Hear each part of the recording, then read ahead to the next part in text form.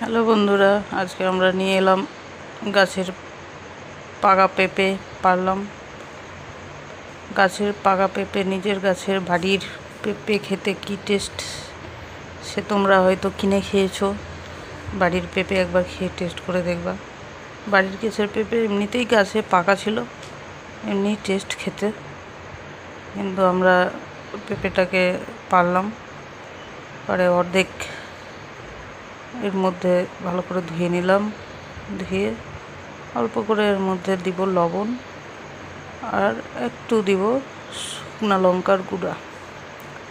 বেশি ইউজ করব না কোনো কিছু, এমনিই পেঁপেটা মিষ্টি খেতে, তবু টেস্টটাকে এনহ্যান্স করার জন্য অল্প পরিমাণে লবণ আর অল্প পরিমাণে শুকনো লঙ্কা আমি অ্যাড করেছি। এই গাছের পেঁপে খেয়ে আপনার মন সন্তুষ্ট হয়ে যাবে। ট্রাই করে দেখবেন।